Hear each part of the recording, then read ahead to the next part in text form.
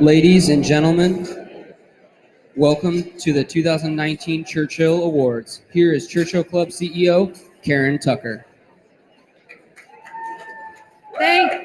Thank you so very much. Hello. Welcome to the 2019 Churchills. A little bit of background. When Churchill Club turned 25 back in 2010, it spurred us to reflect on our service. Good moment to do that at a quarter of a century milestone as an independent, nonprofit thought leadership platform. And we still saw the value of what we had been doing, igniting conversations to strengthen innovation, economic growth, and social good, addressing what's new, next, not widely known, around challenges and opportunities ahead, and always keeping in mind the needs and the interests of what we think of as the broader innovation community. And every flavor of that, from academia to enterprise to investors and startups and civil servants and so forth, all of us play a role in creating and adopting technology-enabled change. So we've tried to make sense of that over the years and always tried to be just a little step ahead so that we're talking about things before they get over-discussed. So we asked ourselves back at this juncture, what is missing? And as it turned out, what we came to wasn't exactly something that was missing. It's just that it wasn't broadly talked about at that time. And that is the human and the leadership aspects of the business and technology world. So who out there could speak to us about how they looked squarely at the challenges, they pursued the opportunities, and did the right thing from the human perspective? So from there, we envisioned a different type of awards ceremony. We formed the Churchill Club Academy, a group of 700 that we hand-selected for diversity from all the different segments and roles and so forth, hoping to get a really balanced set of nominations and votes. And we asked them to do that and to vote for the best examples of leadership, collaboration, societal benefit, and innovation. But this awards program could not be about patting anyone on the back. Rather, it would be about sharing meaningful advice and stories with the express intention to inspire the rest of us to higher aims and to do the right thing ourselves. What that means in today's world, I don't think it's the same thing that it meant even 9 years ago. Innovation's given us greater challenges, it's given us new opportunities, and people are changing too, reflecting new experiences, insights, and perceptions that come from the shifting context that we're operating within. So tonight, we have an incredible group of accomplished, good-hearted people who are here to talk about what all of this means to them. We thank our wonderful sponsors who've made this occasion possible. First, our innovation champion, Shell, who has been with us since the beginning of this program, which is emblematic of our shared values. Shell has a growing office here in the Bay Area. They will hold their third Powering Progress Together event here next year. Big thanks also to Accenture, also with us since the beginning of this program and far before, our partner of many years that we appreciate and value greatly. And to TechCU for your contributions, also SiliconANGLE and theCUBE. Thank you so much. We're honored to work with all of you. Thank you.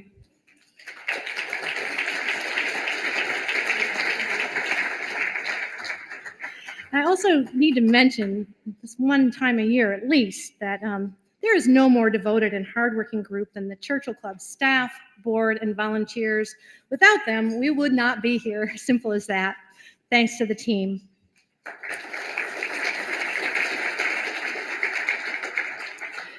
Some of you may know that we have an artist in residence. Her name is Pamela Davis Kivelson. She has created works for this program. Pam is a multimedia artist, painter, and performer whose pioneering work with artificial intelligence has been incredibly exciting to see over the 5 years of her residency. Its iterative processes have given her a completely new way to challenge notions of portraiture. And she has historically been a portrait artist. There are some 40 paintings of hers that are hanging across the Stanford campus, for example. So she also has a background in understanding facial displays of emotions and empathy, and that goes into training the AI. So using styles, it can choose to show me or Rich Karlgaard up there different arrangements of us. Even though it's all us, I could be an opalescent butterfly if I care about that, and that's part of my picture somehow. I could be also a cityscape. And so she's created these works for us. And if you can see them in motion, it kind of get a sense of that you're actually seeing shifts in the person that you're watching in these portraits. So we find it quite exciting, and we hope that you enjoy viewing them as well. Now, it's my pleasure and our great privilege to welcome our Master of Ceremonies, publisher at Forbes, best-selling author, founder of the Churchill Club, and someone we are very proud to call our friend, Rich Karlgaard.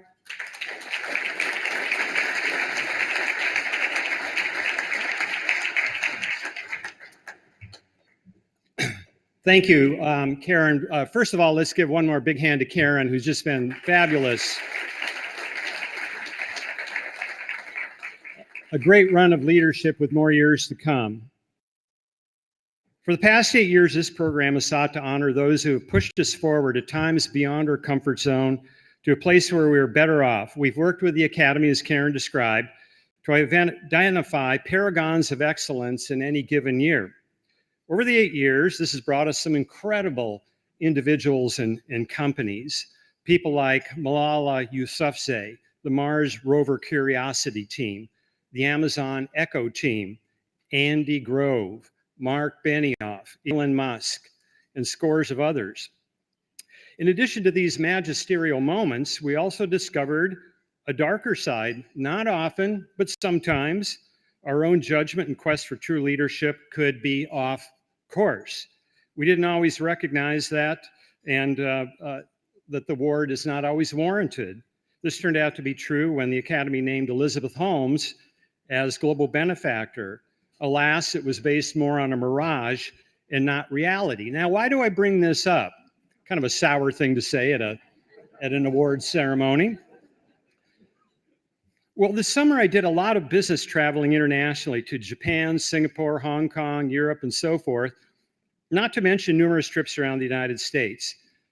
And I have to say, I discovered a painful truth. Right now, Silicon Valley leadership is viewed by many parts of the US and the world as not always a good place, not always a paragon of excellence. This year, we seem to be at a new inflection point. You can't read the leading opinion writers and aggregators without seeing that.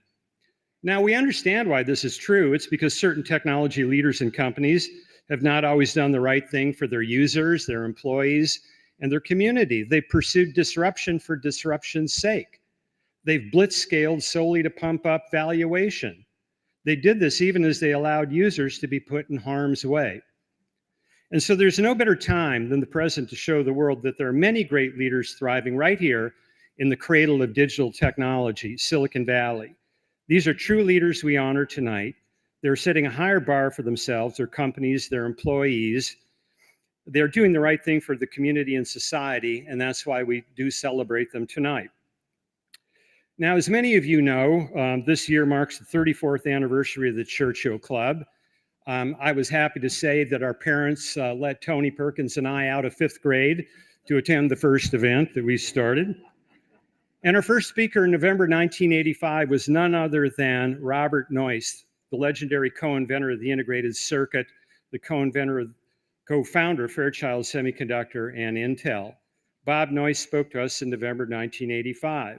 Now, Bob was a model for leadership. He was smart, brave, supremely confident. He was also a model of ethical and moral leadership. I want to read you a couple of paragraphs about Bob Noyce's leadership style from the best story ever written on any Silicon Valley insider, and that is a piece by the great writer Tom Wolfe, better known for his famous books, The Right Stuff and The Electric Kool-Aid Acid Test. And I just stop there. you've really got a handle on America if you can write about fighter pilots and astronauts and acid-dropping hippies in two different books and bring it all together. Here's what Wolf wrote of Noyce, quote, "At Intel, Noyce insisted on ethical behavior in all dealings within the company and between companies. That was the word people used to describe his approach, ethical, that, and moral. Noyce was known as a very aggressive businessman, but he stopped short of cutting throats, and he never talked about revenge. He would not tolerate peccadillos such as little personal, I'll reimburse it on the Monday dips into the petty cash. No, Bob Noyce's strong style and stare could be mortifying as well as inspiring. Noyce managed to create an ethical universe within an inherently amoral setting, the American business corporation in the second half of the 20th century. At Intel, there was good and there was evil, and there was freedom and there was discipline. To an extraordinary degree, employees internalized these matters." And then finally, this, wrote Tom Wolfe, "At Intel, employees talk about the soul and spiritual vision as if it were the most natural thing in the world for a well-run company to be concerned about." Pretty good stuff. Pretty good stuff. So keep Wolfe's words percolating as we hear from tonight's deserving Churchill Club Award winners. Let that spirit guide us in all our dealings. And now on to the show. Two of our distinguished honorees tonight are exemplary for their personal and corporate leadership, collaboration, innovation, and truly making a difference to increase efficiency and productivity. Both honorees have changed the productivity game as well as excellent in team. Next, we welcome a game changer who's helped millions of people get fit and manage the stresses of work and life. I'm going to be paying particular attention to that one. For all of the extraordinary affluence and opportunity that exists in Silicon Valley, deep, persistent problems also inhabit here. One individual we honor tonight has worked tirelessly to battle the problems. He has rallied people and organizations to make real change. This individual has showed incredible leadership and selfless commitment to tackling the problems our region faces, including the economy and the health of our companies, the channel of communication with local and federal government, and other tough issues such as housing, traffic, and homelessness. Finally, we will present to you a true legendary leader whose actions have positively affected the lives of thousands of people as leader, mentor, inspirer, and encourager. His legacy of leadership will not only touch the people who are lucky enough to be near him professionally, but also the rest of us because of the example of integrity, leadership, and encouragement that shines from him. Each of our honorees tonight are here to share their visions and insights with the hope that it might inspire all of this. This is a night of conversations with some really accomplished, inspiring people, interviewing some other really accomplished, inspiring people. With that, I would like to introduce Nicola Marini Bianzino of Ernst & Young to introduce the first award winner of the night in the category of Game Changer / Life Changer. The animating spirit of this award is, you and your company changed how things are done or viewed, and there's no going back.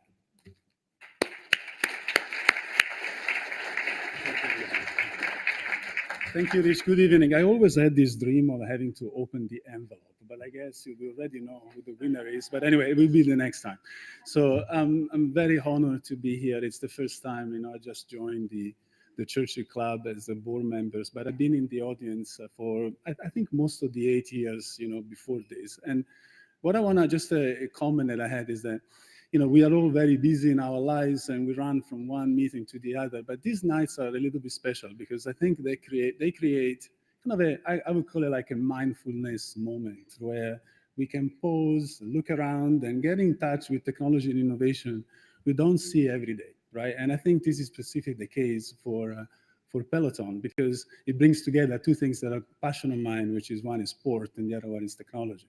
So I just want to introduce Graham Stenton, is recipient of the Game Changer Award on behalf of Peloton, right? Peloton, for the few people I'm sure that don't know about them, it's a connected platform, right, for fitness, where you can really have, a very meaningful interaction with your personal trainer and sessions and class without actually leaving your house. So it's a combination of finding the right training and technology through technology, right, which is absolutely fantastic. So let me welcome Graham on stage, and congratulations for the award. And also let me introduce Ray Wong, who's the founder and principal researcher of Constellation Research. Very cool. That's it. There you go. Yes, we're right here in front. Sorry. I think that's yours. Yeah, there we go. Yes. Yeah.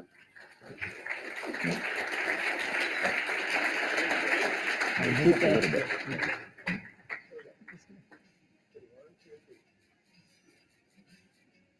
Cool. All right. Let's jump in. Thanks, man. See you. All right. Oh, cool. Well, good evening, everybody. How you guys doing? So, who here in the audience has a Peloton? Raise your hands. All right. Who here in the audience wants a Peloton? There we go. Awesome. Well, this is really cool. Look, we've been following the company for quite some time, understanding how it works. You guys started when nobody was wanting to help you out, when nobody was like, people were like, what is this idea? Where are we headed? What are we doing? And you're one of 5 founders. Tell us about the founders and how they're all a little bit different, how they're the same, and why you're all committed to that same level of passion. Yeah, absolutely. Yeah, there are 5 of us, and yeah, we're more different than the same, even if we're all about the same height. And it was John Foley's idea initially. He's our CEO, and he roped the rest of us into it. 4 of us. John Tom Cortese, our COO and product visionary, and Hisao Kushi, our chief legal officer, and I had all worked together in the past at IAC, and Yoni Feng, our CTO, was a very strongly attested referral from someone else we'd worked with, I think at least a few of us had this vague sense that we wanted to work together again someday in some hypothetical future. In the years pre-Peloton, we'd gone our separate ways a little bit, I actually first heard the idea from John when we bumped into each other at an e-commerce conference. It was an event for e-commerce leaders, and at the time when no one really wanted to talk about anything other than how do we survive in an Amazon-dominated world, and John was the celebrity invited guest as head of e-commerce for Barnes & Noble. Made sense that, of course, everyone wanted to know what it was like being on the front lines, and we were catching up. And he talked about that a little bit. And then after a while, he said, but you know what I'm really excited about? I got this new idea. And that took me aback a little bit. I thought maybe he'd spring something on me. And then he said, okay, well, picture like a studio bike, and there's a screen on it, and you look through the screen and you're taking a class. And John had been a tech executive for a while, and this is not what I was expecting, but I loved it. I'd actually just started taking indoor cycling classes myself, and when I thought about it some more, it made sense. John and his wife Jill had really gotten into it, and that's kind of all they would talk about. But I didn't get how special it was initially. I think it really had to grow over time, and I think that was the same for all of us. Tom came on board a couple months after he finished his Ironman, and he was ready to do something that maybe connected something there. And beyond being a product visionary, he's also the scrappiest person I know, and he opened the very first office. His house helped start the company, and Yoni came on to be the tech lead. And my involvement right at the beginning actually was I was one of the seed investors John reached out to. I think I was one of 2 or 3 people on the list for whom that small seed investment was a lot of money, and we really felt it. But I knew John was a force of nature, and I liked the idea, and this seemed like a good bet. And so when he asked me to come on board full time, I didn't hesitate. I said, yes, of course I'll move across the country and work for no money. This is a no-brainer. This idea is going to work. We're going to raise lots of money, and then it's going to be well-funded, and it'll work. And of course, I didn't foresee that we'd actually raise $0 from VC, and we'd almost run out of money many times, and it would be really hard. But at the time, it seemed like a sure thing. This was 2012, right? Yeah, this was mid-2012. Mid-2012. Wow. Now, a lot of people describe you a lot of different things. I've heard media company, tech company, sports company, retail logistics. There's a lot of intersectionality here. So kind of explain what, in your world, what is the company and where's it headed? Yeah, it's a lot. And we didn't initially set out that way, but it started to come together like that very quickly. And it's really because initially we wanted to create an experience. We knew these boutique fitness classes and kind of dark rooms with loud music worked really well. We enjoyed them. But there's something special about that experience that to recreate that in the home took lots of different pieces. So just one by one, we ruled out using a third-party bike. As we said that, well, all the bikes that existed at that point were really designed for sweaty gyms, and people wouldn't want it in their living room. And said, well, we need this to be an immersive experience, so you can't. We were nervous about just putting your phone or a tablet on there, especially at the time. We needed something sweat-proof, and we wanted a big screen. Those big screens didn't exist at that point in time. They didn't. In fact, when we started calling suppliers, they thought we were crazy, saying we wanted a projective capacitive 21-inch screen. Thankfully, we found a couple people who were just starting to make them, but the applications weren't out there. So we just kind of had to create everything from scratch that way, and it got to the point where, as we were doing it, we had to make a decision on the content. Like, where do these classes come from? And we always thought, well, maybe we'd partner with one big studio, or maybe buy a small one, or and we realized that if people were taking these classes around the world, we needed the best instructors on the planet all in one place. And so that meant that we were opening an indoor cycling studio. And as I say all this, I'm starting to understand why all those VCs turned us down.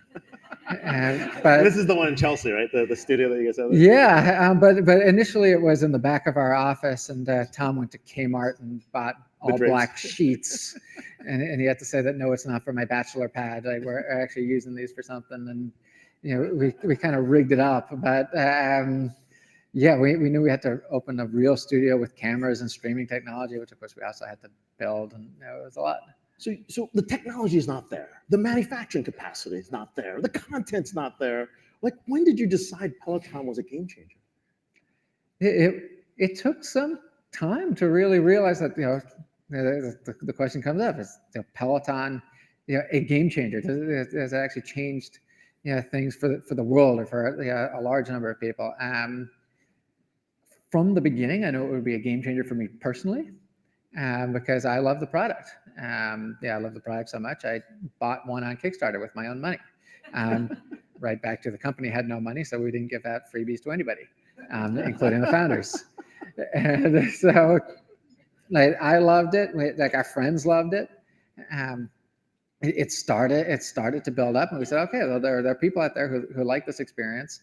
It's a great experience, but it didn't start to click until this online community formed.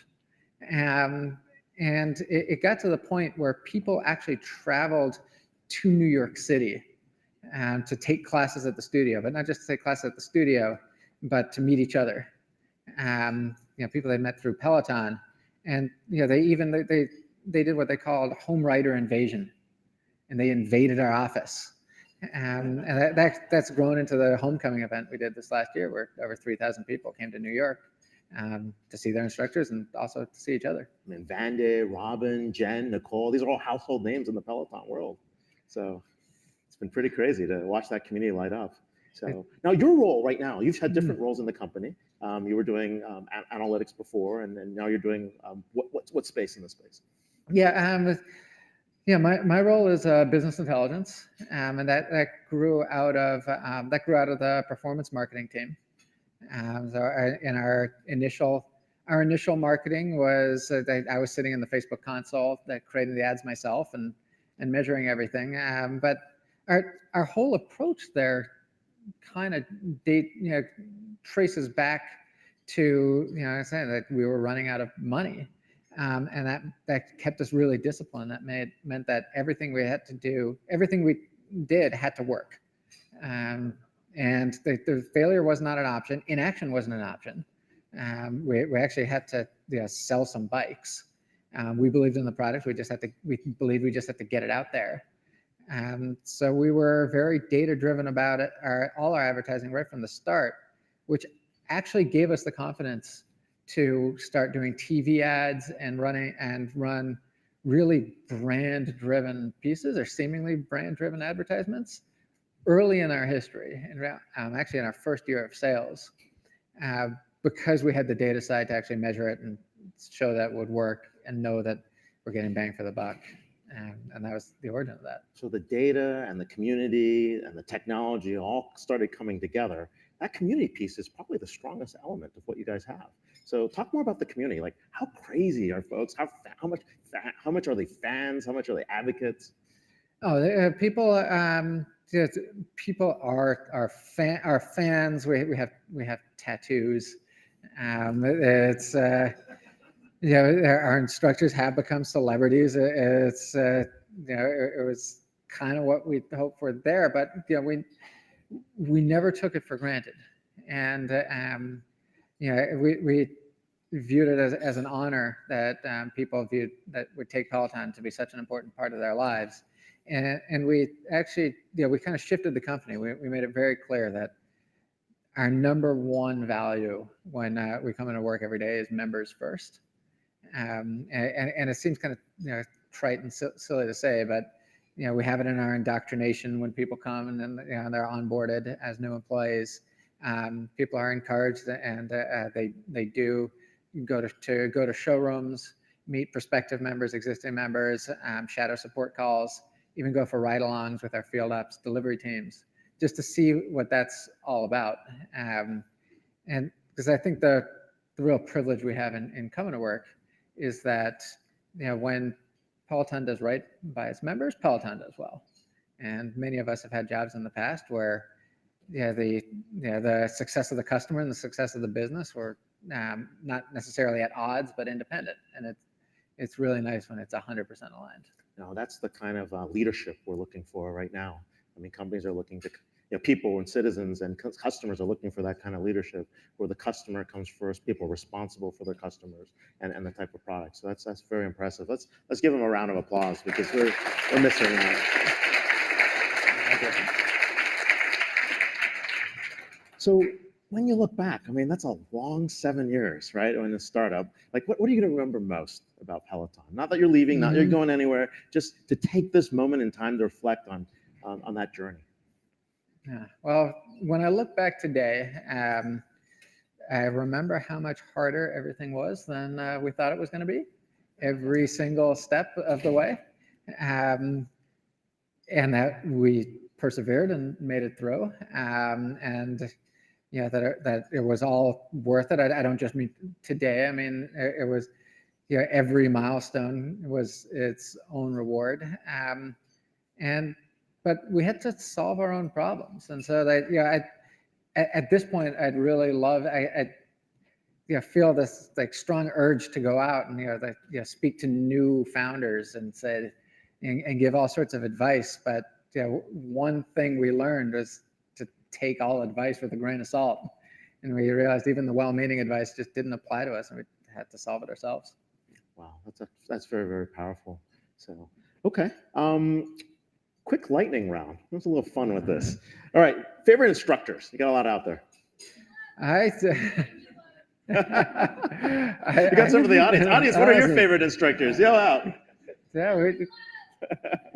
Ali is great. They're all great, and I really mean that just because I do take a lot of classes. And I take all of them.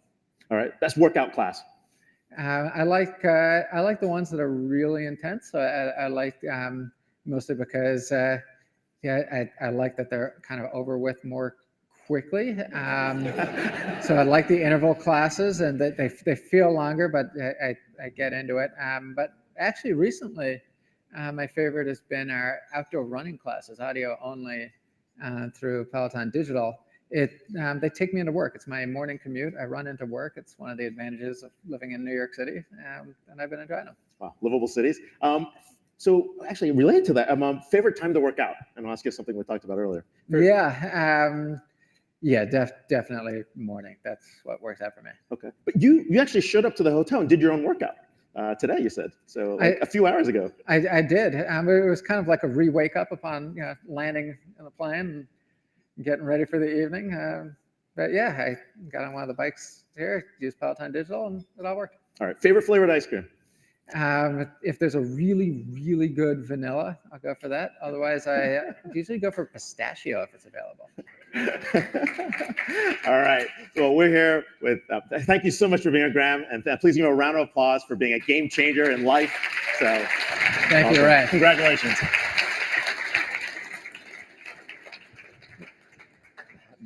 Yeah.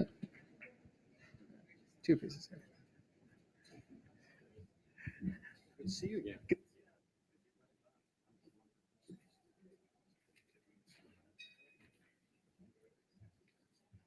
Well done. I've been eyeing one of those for a long time, and now I know what I'm getting for Christmas. You know, one of the things I heard in that, beyond the story of grit and courage and you know, always told in a new, fresh way, as it was told, was this idea of disruptive innovation. Because you think about when this company goes as a public company, it's going to be worth a fair amount of money.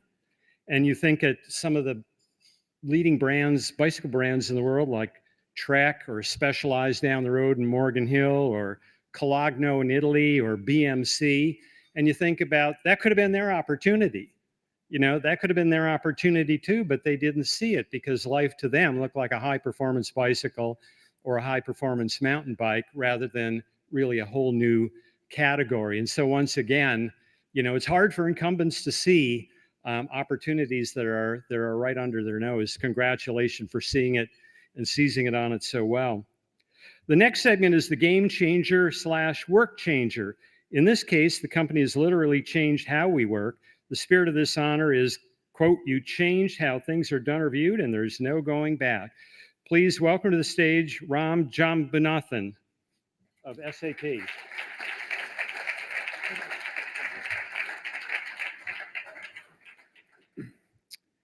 Thank you, Rich, and hello, everyone.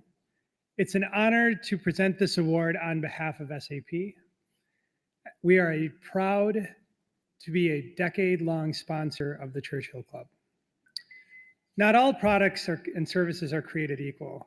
Like, some are nice to haves, let's face it, and some have changed the world in such significant ways that we can't even remember what life was like before it. The winner of this year's Game Changer, Work Changer Award is one of these. It was called out by the Academy for, quote, fundamentally changing how teams communicate and how work gets done. When this company first went to market, there were no other products like theirs. And since then, we moved from a world of email and fragmented chat discussions to one of a continuous flow of information. This honoree's products are to previous collaboration tools, quite frankly, to what the iPod was to MP3 players. You build a product right, you can change the world. This company, I'm sure you'll agree, so deserving of the 2019 Game Changer Churchill Award in the category of work is Slack. Please welcome.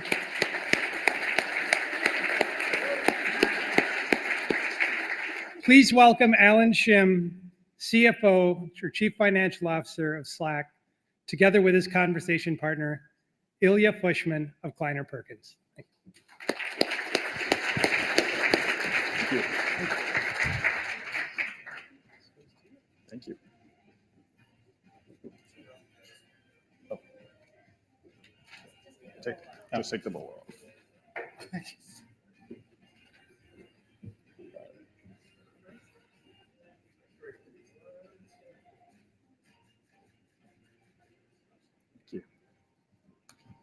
All right, thank you.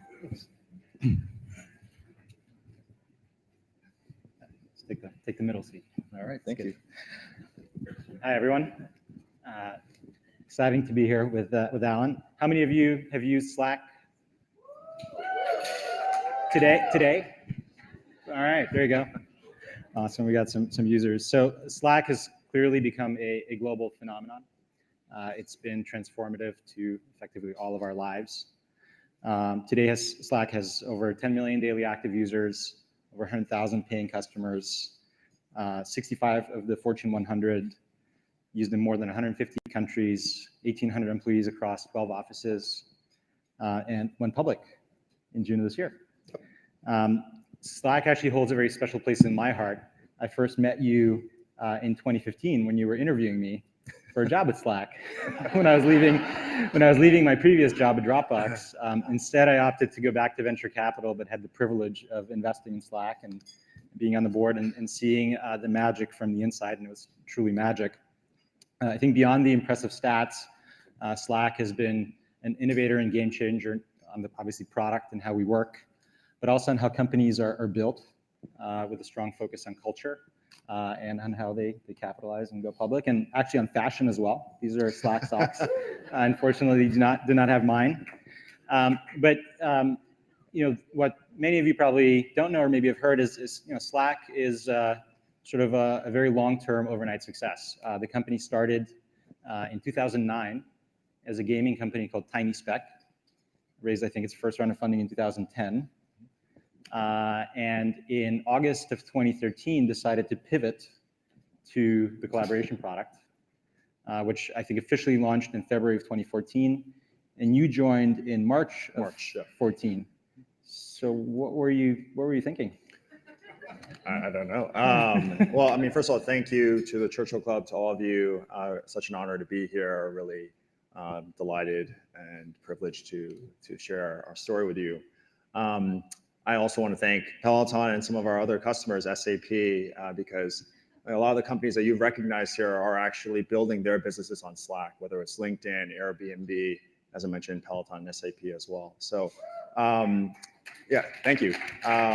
So we're very proud of what we're building in terms of how we think we can change what work looks like in the kind of the modern era. But to my story, as Ilya mentioned, there's a lot of consumer DNA that went into how this enterprise company was built. And I think what attracted me to this opportunity, so when I joined in March of 2014, it was a 20-person company. We're now approaching 2,000 people. And a lot of things have changed since then. But what hasn't changed is this focus on the customer, focus on building a delightful experience, and that if you build something that users will really appreciate and enjoy, especially in the enterprise, it's going to really surprise them, because I think it's very hard to find those delightful experiences today. But I think we also hit on something where the world has changed so fundamentally in terms of the pace of work, distributed workforces, the number of applications you use in your day-to-day life, and the fact that the tools to support that work really haven't changed. And we've really been in a very email-centric world for the last 2-3 decades. And so we think modern work deserves modern tools. And so we've had some success in a limited amount of time, but I'm really excited about what the future holds for us. Oh, so Slack, not email, not just chat. Like, what is Slack? Yeah, so for the unlucky few who haven't used Slack yet in the group, what I like to say what Slack is in a sentence is Slack replaces email inside your organization. But since we have more than a couple minutes here, I'm going to go through a little bit more detailed explanation of what Slack does. So I've been referencing email a lot because that really is the status quo in terms of how work, collaboration, communication is happening today. So if you know the framework of kind of the jobs of a product, Slack replaces sort of the 3 jobs of email today. First, it replaces communication inside your organization, right? How you communicate with your colleagues. Second, it replaces the way applications communicate with you as end users. So to think about the notifications that you get daily from your Concur app, your Workday app, ServiceNow app, whatever it may be. And then last, it replaces communication outside or between organizations. And I think that's important because we're leveraging a new way to, again, do modern work at a modern pace and provide this agility that organizations are looking for, and aligning organizations today in a world where speed is everything, alignment is everything. So we're leveraging for that first job, we're leveraging a capability called channels. This idea that you can have more transparent contextual communication in a fluid way on all of your devices. On the second job around applications, most organizations are using hundreds of applications in their organization today, spending tens, hundreds of millions of dollars, even billions of dollars on software alone. And Slack is able to bring those together and connect them into a more integrated experience. And then lastly, by providing the security, flexibility, agility of channels across Slack customers, we think there's a real opportunity to really transform work in a more profound way. You have, and your mission is to make working life simpler, more pleasant, and more productive. I think most companies, at least in this space historically, would have started at more productive and stopped at simpler. But you have the pleasant part. I love the little animation and the little notification you get when you boot up Slack. Talk a little bit about that and just the culture in the company and how this sort of playfulness and focus on delight permeates what you guys do.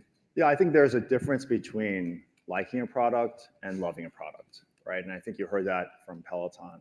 And it creates and it evokes a different experience and just a different way that you experience it as a user, but it also allows you to do different things as a company. Because then if that's the bar, love, then you can invest behind that, and that will actually help facilitate more growth, especially in a kind of everyone is sharing everything, we're recommending everything. There's a kind of viral nature that exists and an opportunity that exists when you set the bar that high. And it also just keeps us very focused, because the only way that we think we measure our success is the amount of value we deliver for customers. So that's always been built into the company ethos. And something like a Slack really enables that, because we have channels where information, it just allows information to be shared more transparently. When people have questions about decisions that are made at the business level or at the product level, there's a much richer exchange of information and knowledge sharing between the junior product manager and our CEO. And I think that's really important. It's been important to have that flexibility and fluidity and agility as we've grown very quickly along the way. Let's dive a little deeper into that. I mean, how do you think about your culture? How do you describe it? I remember being actually quite impressed how much focus there was on diversity and inclusion at Slack, even from the early days. What is the culture at Slack? So probably the one word I would focus on is it's very human. We focus a lot on values like empathy, courtesy, solidarity, but also obviously we want to hire people who are smart, humble, hardworking. But the idea of empathy, I think, is particularly relevant, because I remember the first time I sent a ticket to somebody at Slack, a support ticket to somebody at Slack, and I got a response within a few minutes. And it wasn't just the fact that they responded so quickly. It was, hey, dear Alan, sorry you had this experience. We think that's very. We kind of empathize with you, and we want to make that better. So here's a way to address the issue that you had. And I'm used to a world where I've gotten support help from my cable provider or my cell phone provider, and we will just not name them because it's probably safer that way.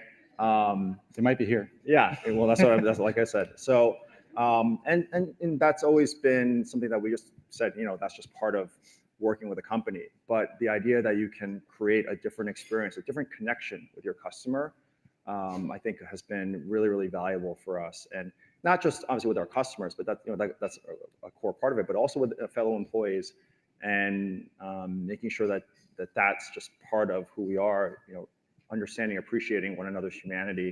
And this, it's becoming more kind of in vogue these days, but I think it's always been part of who we are, making sure that people feel respected, valued in the organization. You guys have always done things a little bit differently. You had an amazing animated movie for a marketing campaign. Beautiful. Not one of my proudest moments, but yeah, sure. We won't talk about the ultimate result of that marketing, but and you've combined a bottoms-up adoption, so this viral adoption of people with an amazing enterprise sales motion. You've obviously thought a little bit differently about going public. Kind of talk about some of these things, and how do you guys manage being different, but also aligning to this hyper growth that you're on? When we started, we thought that Slack was going to be awesome for teams that look like us. So it's going to be the best product for companies of about 20 people.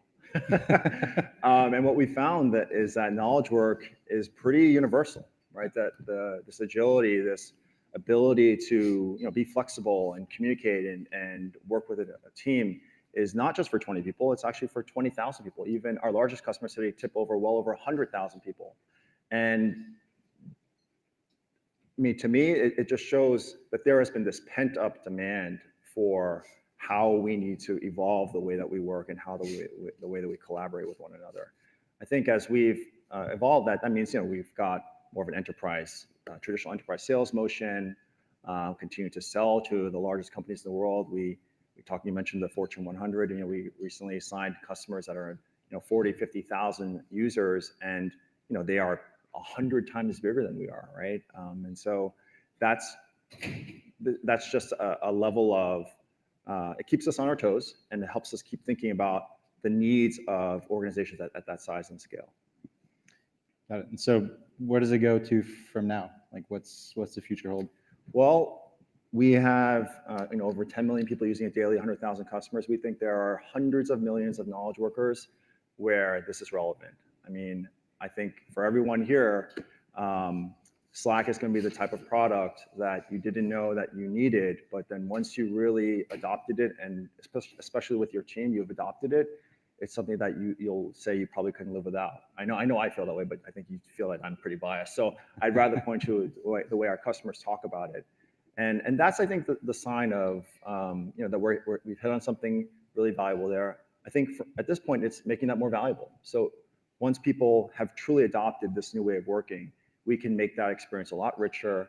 We're a 5.5-year-old business, and in the business, and kind of in business terms, that's still really, really young. So I think I'm super excited about what the future holds over the next 5 years, particularly as we build out a more robust platform, application ecosystem, and really start to enable work across organizations, which I think is really exciting. Now, you're one of the, I think, very few public company CFOs who started the company and grew up with it. So talk a little bit about that journey and really just the evolution of the team and how you've managed that, because I think you guys really managed it very well in balancing the team that's there and bringing on the right kind of talent. Well, we only have a few minutes, so I'll give you the short version. I think I feel especially lucky to have this opportunity to be with this great group of people, to work on a product in a market like this. But probably, the reality of scaling a company, those principles, if you will, are equally relevant to the individuals who are working in that. So always thinking about where you're going versus where you are, and the skills that you need to be successful at 5, 10x scale, and preparing for that, building for that, has been probably the thing I would say about how we thought about growing Slack as much as I thought about growing myself. So managing a team of hundreds was something that I knew I had to start getting ready for. So what does that mean? That means I have to evolve from being a manager of, individual manager, but I have to be thinking about setting the vision, setting the mission for a much larger group of people. Actually sharing that vision with an audience like this. How can I develop in the way that that narrative is a lot tighter and a lot crisper. So we're talking about this for me, but it's equally relevant for how we talk about it for the company, making sure that the millions and millions of people that we believe are potential customers of Slack, how can we make that narrative a lot clearer so that this new thing that we're trying to bring into the world can be a lot more easily understood and appreciated. Awesome. 2 last questions for you. One, what's your favorite emoji? We have an emoji.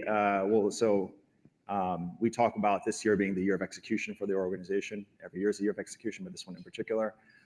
We just went through a public offering, which we mentioned, and execution was very top of mind for me. But to really emphasize that and the urgency, I've been very fond of an emoji that just says "Let's go."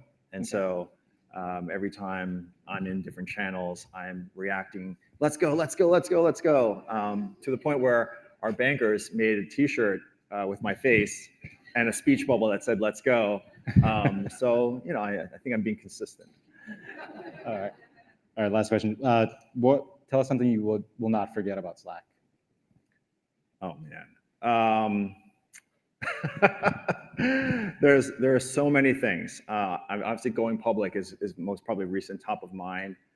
We took it down a different process than your traditional IPO process. We went through what is just called a direct listing, and without getting to all the reasons and the technicalities there, I think it was such a proud moment for me because there were so many things that led up to it. Months, quarters of work that the team put in, nights, weekends, and direct listing is one of those things where you don't exactly know what's going to happen. It's unfortunately one of the byproducts of the process. So I'm sitting there on the Morgan Stanley trading floor and waiting for this thing to open, just have no idea, no control at that point because it's not a preset allocation.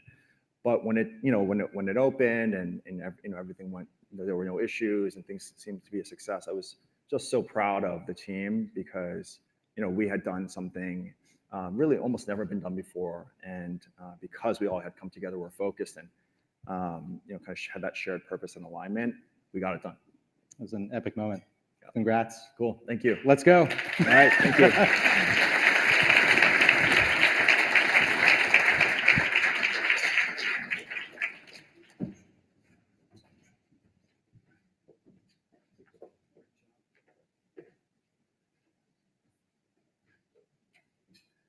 Well, you can add Forbes to the list of happy Slack users. I couldn't help but thinking what was going through John Thompson's head as he was watching this. Is this a threat to the Office franchise, or did they stick their camel's nose under the tent or not? But it'll be interesting to watch as the years develop, and congratulations on a really great success in an important category. Next up is the Magical Team Award. The spirit of this honor is your team nailed it. Please welcome Boris Schubert of Shell New Energies to introduce.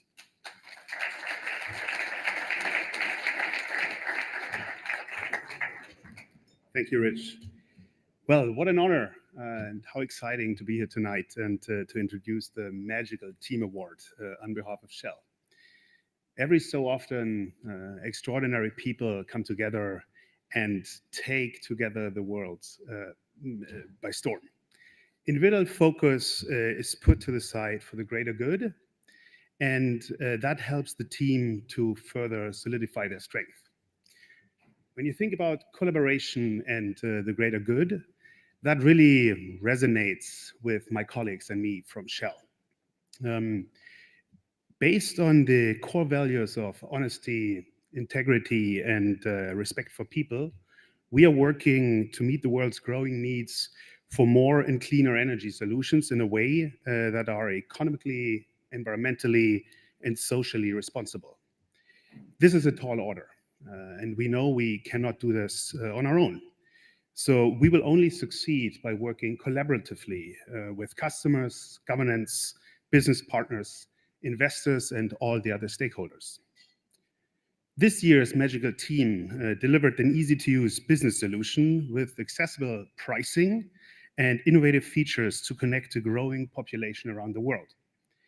It has become so pervasive that its name has already become a verb. In March 2019, this magical team honoree went public on the Nasdaq and was valued just under 16 billion by the end of its IPO. I'm pleased to present the 2019 Magical Team Awards goes to Zoom.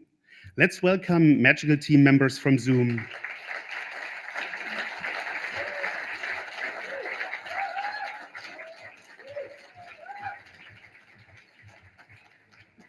We have Odette Gall and Priscilla Barolo, and they will be joined on stage for a conversation with Santi Subotovsky from Emergent Capital. I grab one of these.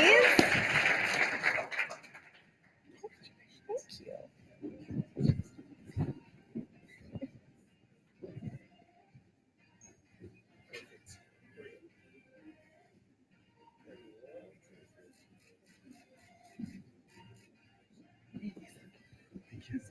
Told me to take the middle seat. So I'll do that. Good evening, everyone. I'm Santi Subotovsky, and I'm a proud user of Zoom. And I'm here with Priscilla Barolo, Head of Communications, and Odette Gall, Chief Product Officer. So these are the people that make things happen. And a little story before we get into Zoom. So how did I come across Zoom?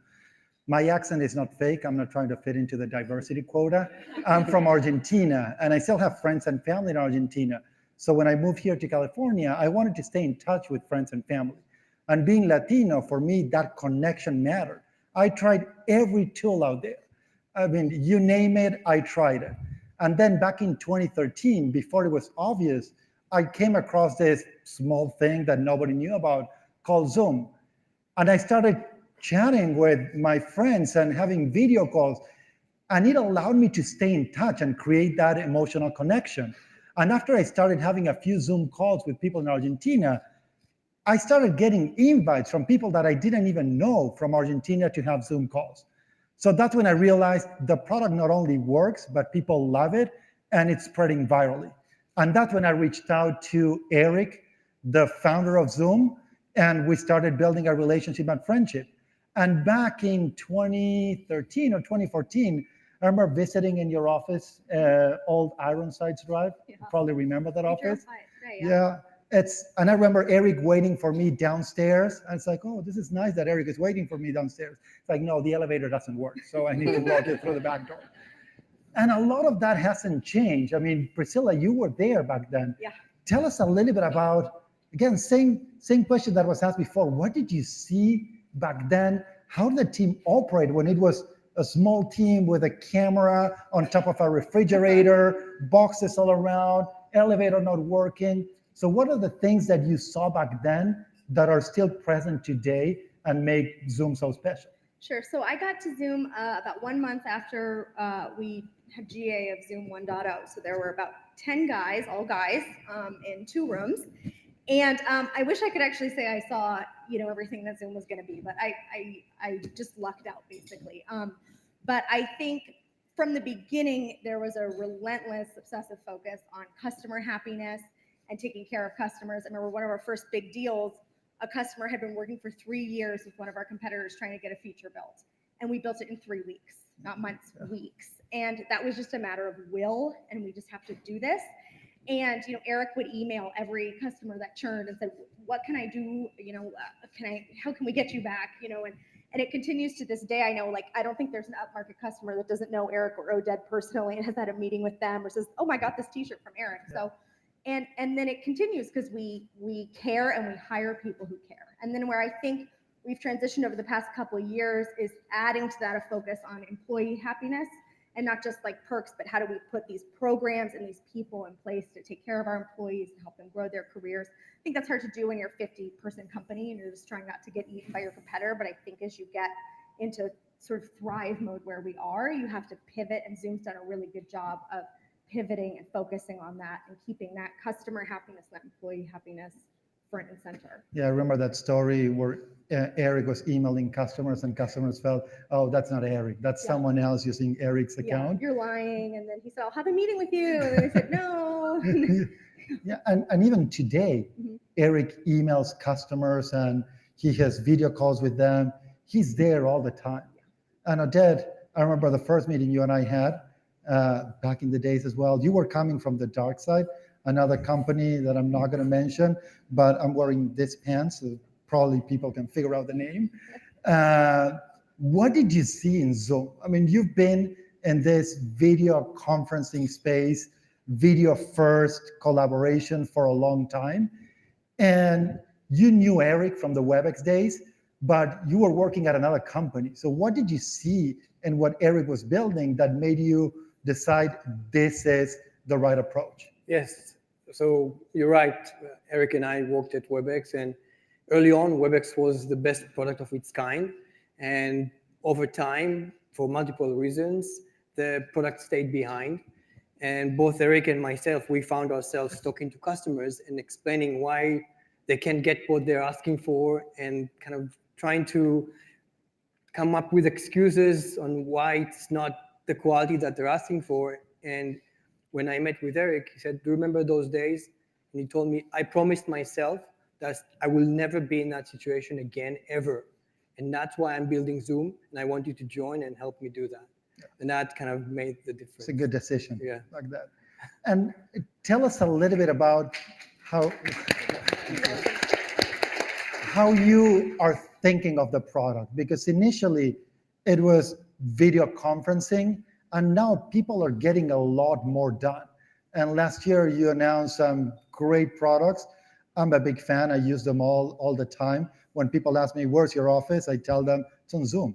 I mean, that's my office. So tell us a little bit about how those products come together and how do those products help deliver a better experience to our customers. Yeah, I think the essence of our success is actually the technical aspect of the product.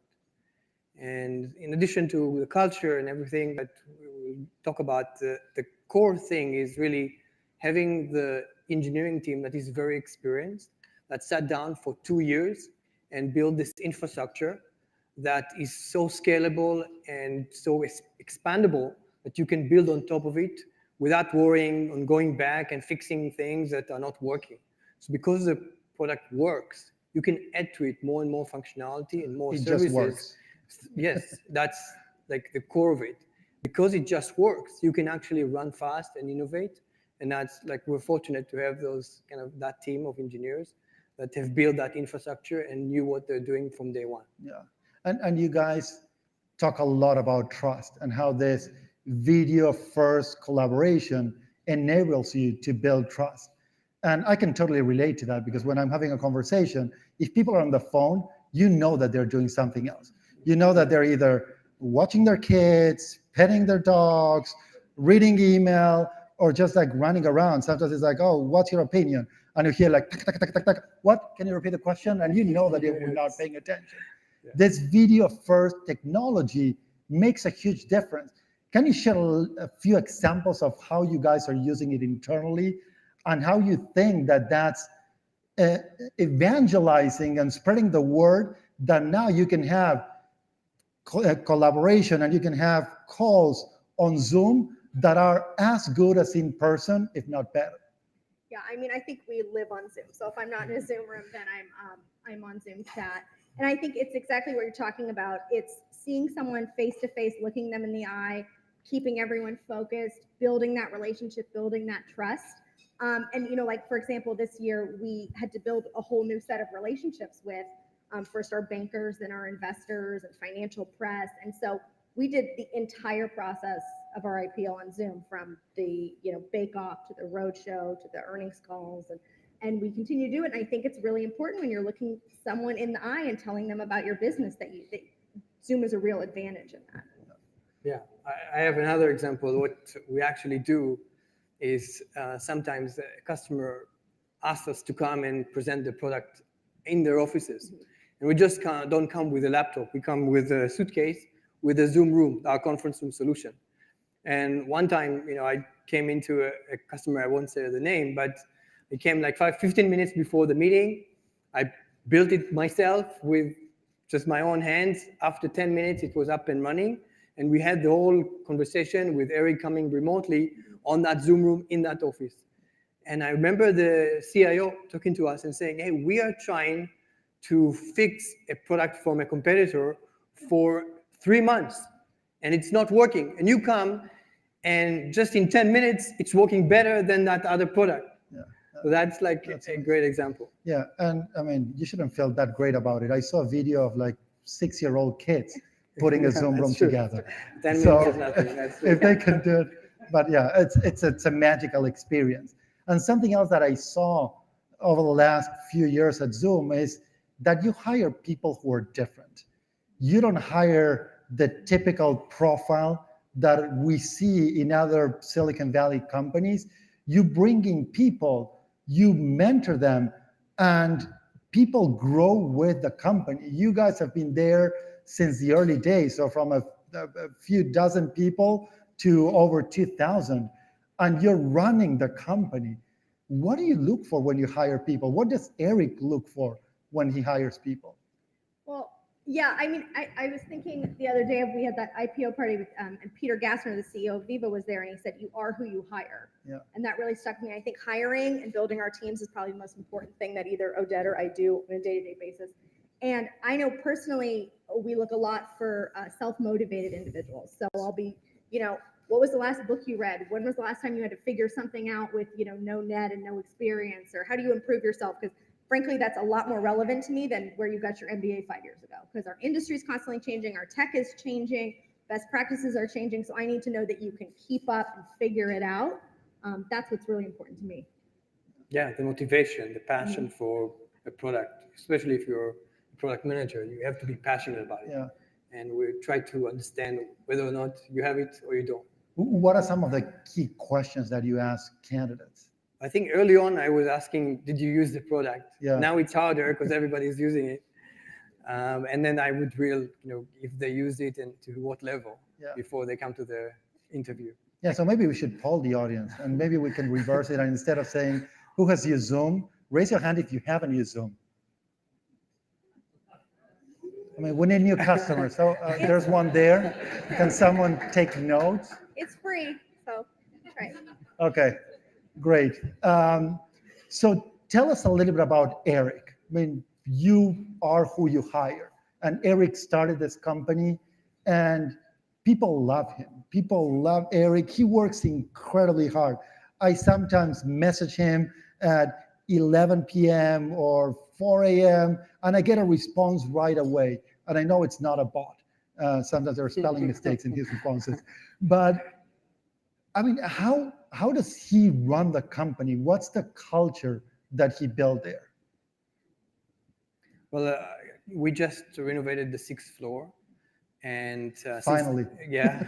And so Eric, he doesn't have an office. He has 2 cubicles. One cubicle is with the product team. The other cubicle is with the engineering team. That's it. And if you ask him, why don't you have an office? Why do you sit with those teams? He will tell you, we need to make fast decisions. We have to be fast and move fast. And that's how he does it.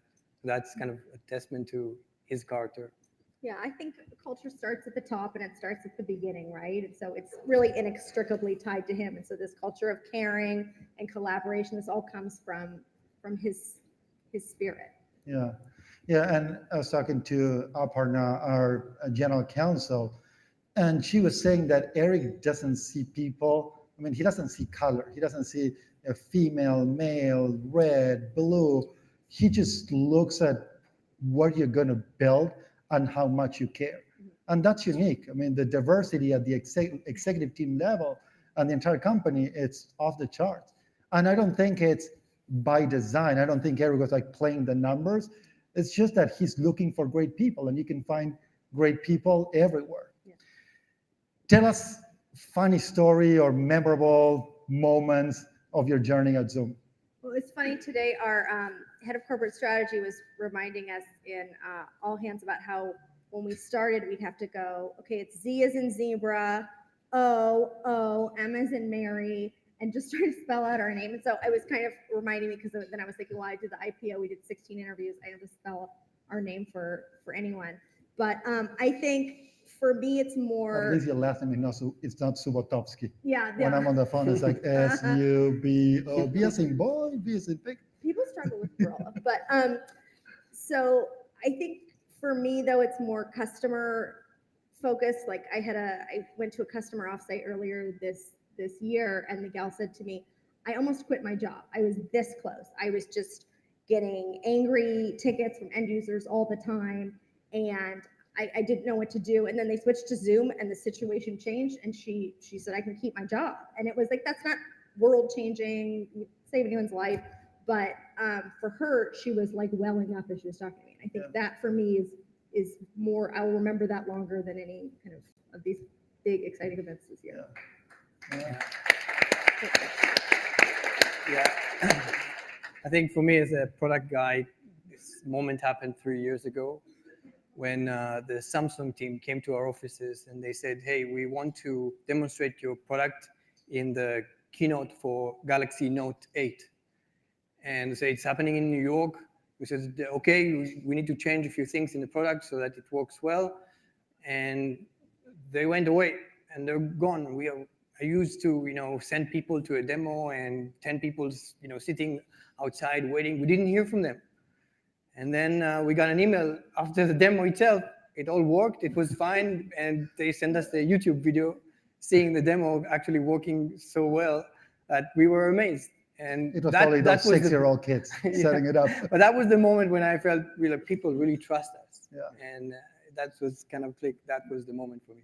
And do you feel that the way you operate has changed? Early on when we started working together, you were working with a lot of smaller companies, and now big companies like Walmart, HSBC, they're deploying Zoom and it's becoming part of their fabric. Has that affected the way you think about the product? I think we're trying not to, and actually that's the feedback we get from those customers is they like it. They like that we treat them the same way as if we are a small startup. Yeah. And they appreciate it. Yeah, because at the end of the day, it's the end user experience that matters. And then you have the security layer and everything else that the bigger companies need, but the end user needs to be happy. Yeah. Favorite Zoom feature? For me, it's the touch up your face. I was going to say, I never touch here. Well, you can, sometimes in the morning when I don't shave, I just, use that feature. I recommend everyone. It's kind of a hidden feature. Just softens up everything a little bit. And I like virtual background. I think you can do something fun with it, or you can be like, oh, here's your customer's logo or something. It could be a widget feature. Yeah, or you can hide your kids running around. Yeah. So yeah, that's what I use it for. So Priscilla and Odette, thank you very much for building a great product with a magical team. Thank you.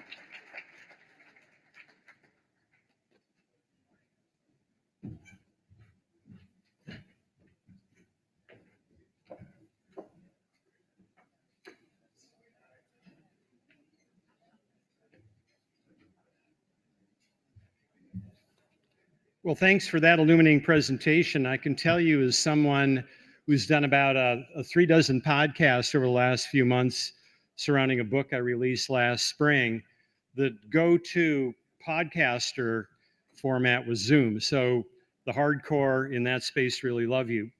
Now we move from 3 really inspiring companies to a pair of inspiring individuals.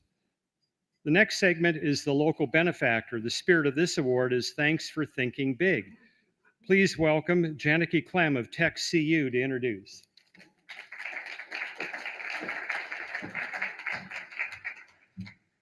Thank you so much, Rich. And I truly am honored to be able to do this today to introduce our 2019 Local Benefactor Award on behalf of Technology Credit Union. This distinction is for irrepressible vision and positive impact on society. So in reviewing our honorees' accomplishments for this introduction, it seemed almost impossible that one person could be doing all of this. From leading the Silicon Valley Leadership Group for 25 years, to raising millions for local charities, to fighting for affordable housing and transportation initiatives, and so much more. I know that this person approaches his work with an attitude of service, or true servant leadership. Sometimes servant leaders face multiple challenges where they must give of themselves over and over again, so many times that people begin to take their service for granted. Because of this, it is especially fitting to recognize him with this well-earned and very deserving award for his decades of leadership in the face of a myriad of challenges. I am proud to say, along with our honoree, Technology Credit Union cares deeply about creating the best educational opportunities for all in our innovation economy, growing our local talent to join our companies and remain in our community. We too spend a large portion of our time, treasure, and talent to help ensure that all have the ability to wholly participate in our local economy, from jobs to housing to the ability to get where we need to go. It is my privilege to welcome, with great admiration and appreciation, my friend, the 2019 Local Benefactor honoree and superstar, Karlgaard, together with his conversation partner, San Jose's Mayor, Sam Liccardo.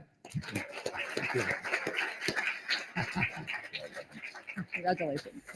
Thank you. Oh, photo op here. All right, here we go.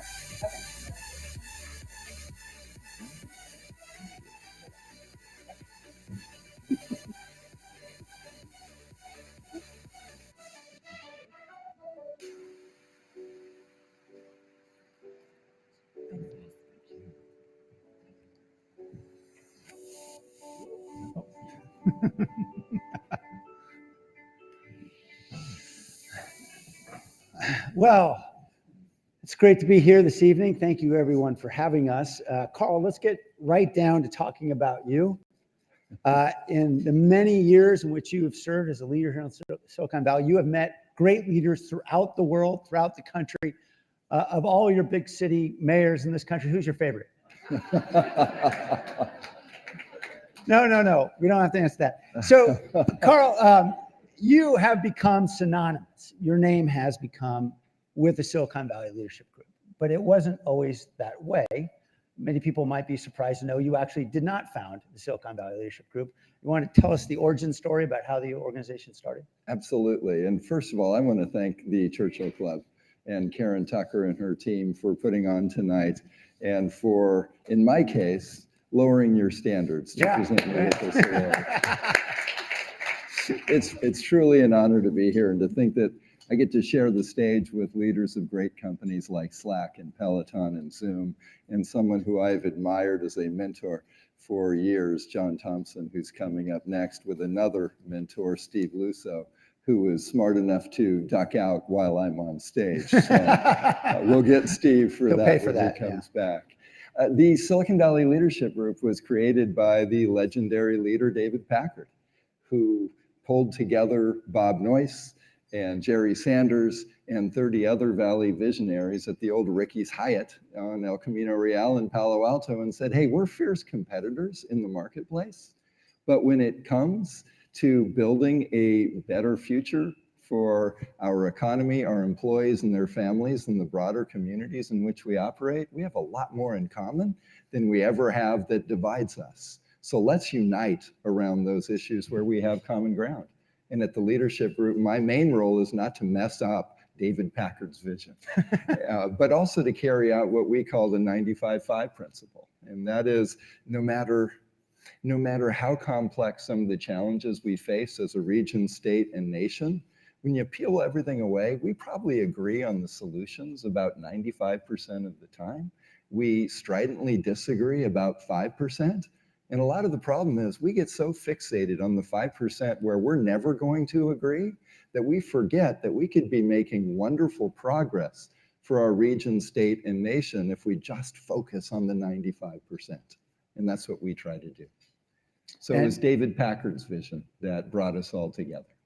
And you have led that organization amazingly as CEO for so many years. Why don't you just tell us how you got involved with SVLG? How'd you land there? Yeah, I was so impressed by David Packard, and I was able to work there for a period of time for Lou Platt when he was CEO. And what a great mentor he was. One of my most prized possessions is an email he sent me when I departed, thanking me for some work that we had done together and that he had entrusted to me. And I will never forget that. It's framed in my office as one of those prized possessions. But for me, what was so appealing about the leadership group was something that David Packard said when he was a relatively young CEO. He was giving a speech to a group of older CEOs on post-wartime production. And he stood in front of those colleagues, I think it was 1948, and he said, our responsibility as CEOs is as much to our employees, their families, the communities in which we do business, and our customers as it is to our shareholders. And he was able to strike that balanced scale. You can't help anyone if you go out of business, so you have to be responsible to your shareholders, but those stakeholders include customers, employees, family, and community. I thought it was pretty cool when Jamie Dimon, who I greatly admire, of JP Morgan Chase and the US Business Roundtable came out about 2 weeks ago with a similar statement. And I thought, yes, 71 years ago, that was David Packard's philosophy and the philosophy around which he built the Silicon Valley Leadership Group. And that drew me like a fly to a flame to be a part of that. Now, we're going to talk about your work with SVLG in a minute, but you're also well known for being associated with, of all things, a turkey trot. And if any of you are among the 26,000 who are wearing running shoes, thank you, on Thanksgiving morning and you're in downtown San Jose, maybe you're wearing a turkey outfit, or maybe you're forced to wear a turkey outfit because you happen to be mayor that day. You know something about the turkey trot, which has raised now more than $8 million for charities serving needy families in Silicon Valley. How did you and I believe your wife, Leslie, come up with that idea? You know, it's funny. In life, we meet two kinds of people, right? We meet talkers and takers, and we meet doers and donors. And it was Thanksgiving morning, 2004. The alarm went off. KCBS radio came on, and the announcer was talking about 20,000 people downtown running and walking to help support the hungry. But here's the kicker. He wasn't talking about rich Silicon Valley. He was talking about Sacramento in their run to feed the hungry. And I turned to my wife and said, you know, somebody ought to do that here. And she gave me that famous Leslie look that said, well, maybe that ought to be you, fella. And so we reached out to our friends at Applied Materials and just some visionary leaders there who care deeply about the community, and they believed in the vision.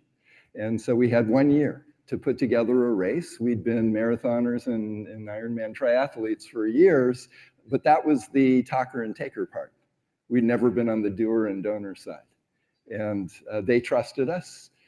A year later, before that first 2005 race, 10 days before race day, we had 100 people sign up. We had 300 volunteers to support 100 runners. Now that is customer service. 3 people running beside you. Would you like a goo? Here's your Gatorade. Can I wipe your brow? Scared to death that we were going to fall on our face. But fortunately, those last 10 days in race morning, we ended up with 1,900 people in the inaugural year. We were able to give away $132,000 to some wonderful nonprofits that help needy families. And we went from 1,900 to 3,200 to 6,200. The last 6 years in a row, we have been the largest timed Thanksgiving Day run in the world. Not bad, not bad. In the universe, some would say. Exactly. Yeah. In the galaxy. But we don't want to be the largest. We want to be the most generous. And so, yes, we're able to donate about $1 million a year now to people in this region, hundreds of thousands of folks who are not nearly as blessed as each of us here, with the basics around housing and food and healthcare. Through 5 great nonprofit beneficiaries. And, you know, could I have made some calls and raised $1 million a year from really generous people in this valley and give it to those charities? Yes, but that doesn't build community. And the whole point of the Turkey Trot and our Santa Run Silicon Valley and our Heart and Soul Salad Bars for Schools run that our foundation owns and directs all 3 is, yeah, let's help people in need, but let's do it by building community. And when you have 25,000 people in downtown San Jose on race day, on Thanksgiving morning, a day of thanks, you just get goosebumps. I'm glad you told me it's about building community, because I thought that Heart and Souls Run was about getting me into a giant asparagus suit. This is what he did about 3 years ago. But you mentioned housing. You founded an organization called the Silicon Valley Housing Trust more than 2 decades ago. That housing trust has leveraged more than $250 million, helped more than 25,000 families find a home in this valley. We all know we've got a housing crisis. Imagine how much worse it would be without the housing trust. How did that come to be? Yeah, that's through crisis you find opportunity, right? We started looking into how do we address the housing crisis, and we found out at that time there were 275 communities across our country that had housing trusts, and they were all funded through taxes and fees. And we weren't against that concept, but we polled, and our community, even though there was a housing crisis, didn't want to pay a new tax or a new fee to fund those housing solutions. And so we tried it through voluntary contributions. And there's the next contribution. We got a donor. Yeah.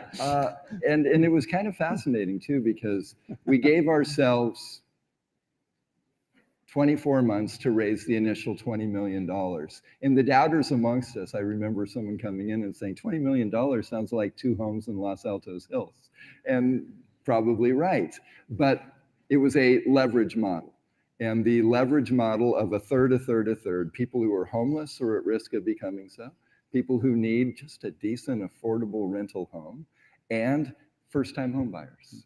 Everyone from people who work in our companies to school teachers and others that are just so important to our society. So that was the spectrum of need that our housing trust was going to try to meet. And we had 24 months to raise $20 million. 12 months into the 24 months, the dot-com boom busted.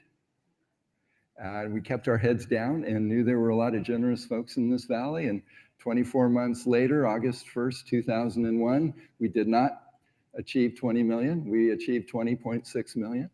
The original goal was 20 million would leverage 200 million, and we'd be able to help 4,800 families. To date, our housing trust has been able to secure 250 million in voluntary contributions, leveraging 2.3 billion in private development, and helping 27,000 families afford this high-cost valley. That's right. We had to be willing to fail, not at an executive level, because our executives totally got it, bought in, and contributed. But we had someone at a member company at a non-executive level, and this will inspire you. John Thompson, tell me if you can relate to this. She said, this is going to be known as the greatest failure in the history of the Silicon Valley Leadership Group. Oh, geez. Which made me think, well, what were the other failures that you're referring to? But you know that you can be motivated by folks who are cheering you on and pushing you forward, and you can be motivated by people who are trying to push you down, and let both of them motivate you. Truly. Yeah. Truly. So we're going to return to your work in a moment, but it's okay to applaud. But I want to talk about you as a person for a moment. One of the things I admire so greatly about you is how devoted you are as a parent. And you have 3 beautiful children. Jessica, Sienna, and Jake. 2 of those children are adopted. And you and Leslie made that decision, even though I'm pretty sure you're both pretty busy people. And for those of you who don't know, they're both triathletes. And if you haven't gotten an email from either one of them at 4 in the morning, then let me tell you, they're both very busy people who work lots of hours. But you committed yourself to raising a family, and you are passionate about being there for your kids. Tell us about where that comes from, your commitment to your parenthood. Yeah. You know, in life, sometimes you have a choice between being bitter or better. Our first daughter just started high school. She was born the old-fashioned way, 2 folks who were married and were really attracted to each other, and that's Jessica. And several years later, we were expecting a son and went in for a routine ultrasound. And the doctor came in and said, your son Emmanuel has numerous and severe abnormalities with a condition called trisomy 18, and would only survive a day or two outside of the womb. And that was February 7th, 2008, by far the toughest day so far of our lives. And we lost Emmanuel. And so we had a choice to make. And sometimes in our faith, if God closes a door, you build a new door. And we decided we wanted to add to our family. So Leslie got to work in that amazing way she does, and went on YouTube and I think at the time MySpace and all kinds of stuff, and started advertising. And I was giving a speech for City Year, a great organization that Tony Burke and others helped launch here in San Jose. And my chest started to vibrate, and I thought, oh my gosh, I'm having a heart attack during a speech. And it was my phone vibrating in my pocket. I came off stage, and Leslie said, there's a really brave teenage girl in high school in a small town in Utah who said if we can fly out tomorrow, the baby that was just born a couple hours ago might be ours. So we had a race in the morning, a triathlon, so we raced and then went to the airport and walked into a hospital room. That part is true, by the way. Yes. Yeah. Well, and we had like 20 minutes to name this new child, and we'd just gotten back from a cycling trip in the Tuscan Hills, and so we picked the name Sienna. She's lucky that we weren't in Budapest at the time, or it wouldn't be quite as good of a name. But Sienna, we would have never had the opportunity to have that baby at 1 day old.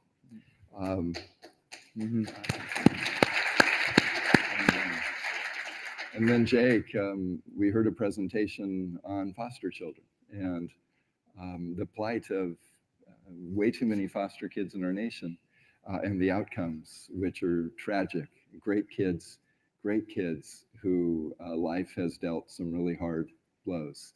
And so we had an opportunity during our 2016 Measure V traffic relief campaign to foster adopt a little guy at 3 months old. Jacob Zachary, Jake to his friends. He turned 3 last week, and Mayor San Jose is his godfather. But he's not the kind of godfather who's going to put a horse's head in his bed, so it's pretty sad. Sicilian, but yeah, exactly. Right. And so yeah, you build family. You build family in all that we do, and we built family through traditional ways, adoption and foster adoption. And I haven't told Leslie yet, but I'm going to adopt Bill Gates later. Yeah.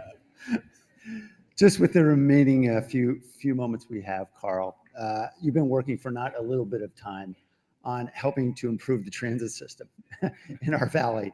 And that's actually how I met Not doing Carl. a very good job, am I? Well, actually, in a few months, we're about to celebrate something. Why don't you tell us about that? Sure. And that's great, because it also starts our story of how we met and became friends. It's been about a 50-year dream of this region that we would have rapid rail around the bay, and that should have been BART from the beginning.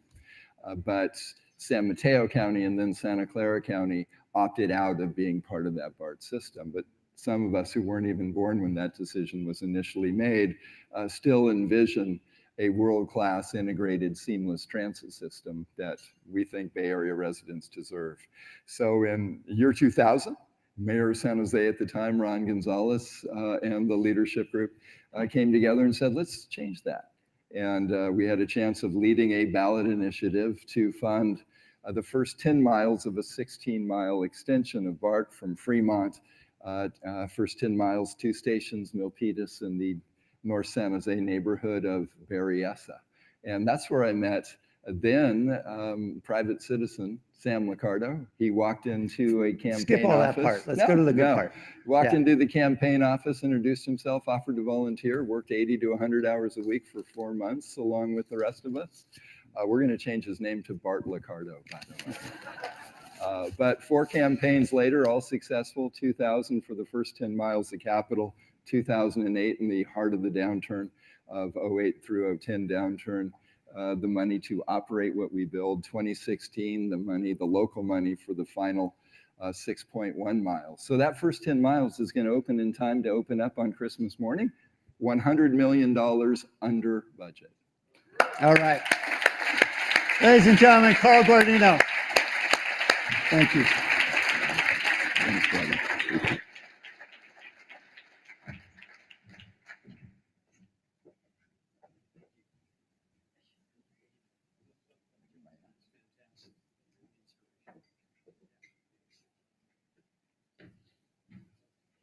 Thank you, Mayor Ricardo and Karlgaard. That was truly inspirational. Think about the words, you have a choice of being bitter or better. There are a lot of good phrases out there. That's one you can build a whole life around. Our final segment of the evening is a grand finale indeed, legendary leader. The spirit of this award is couldn't have done it without you. And please welcome our always good friend, John Walsh of Accenture, to introduce.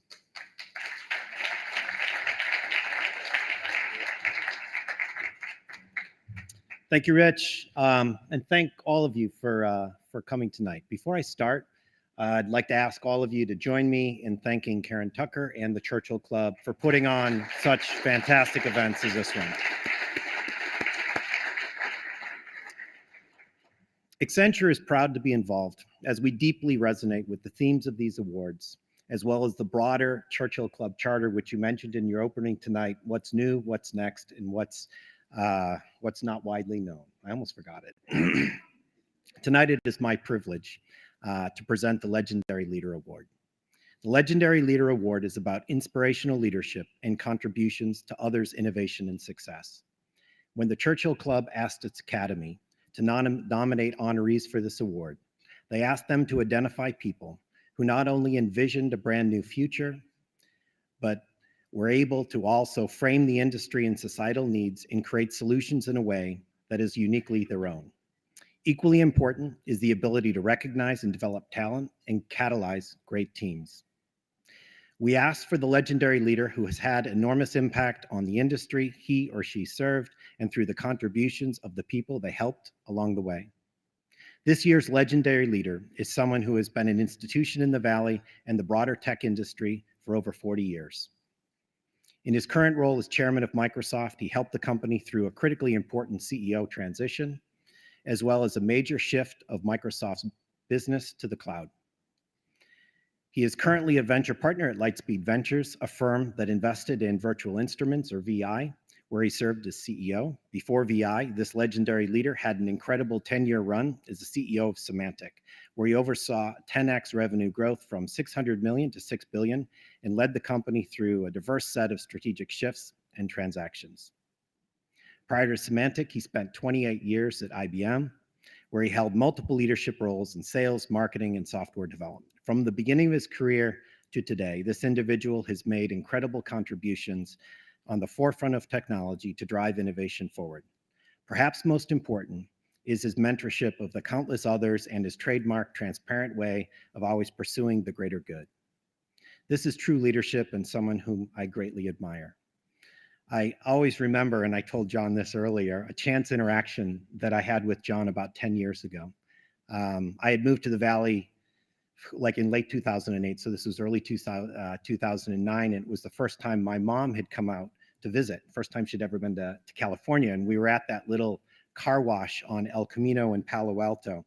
We were sitting there getting our car washed, and I'm with my mom, and I had just started doing a little bit of work with your successor at Symantec, Enrique.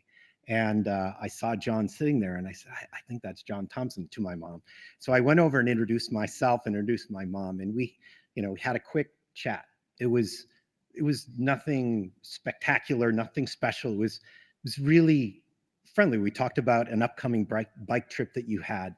And I always remember, and it made an impression on me, the grace and generosity that you showed during that very short conversation. And, since then, my mom has been sending me little clips as she's followed John's career. So John, did you see John's been promoted to be the chairman of Microsoft? Oh, did you see he selected Satya Nadella to be the new CEO? So on the way over here tonight, I called my mom and I said, guess who I'm presenting the Legendary Leader Award to in Silicon Valley? And she goes, well, that must be John Thompson. It's the only tech executive she knows. And and so it is with great pride that I am very honored to present the Legendary Leader Award tonight to John Thompson on behalf of the Churchill Club and Accenture and my mom. Joining him on stage for conversation will be Steve Lusko, former CEO of Seagate, and I'd ask you to come up to the stage.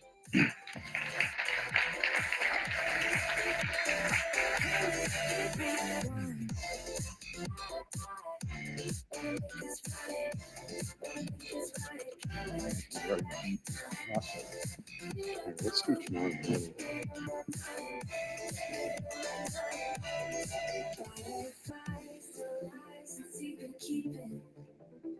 Which one pictures you sent?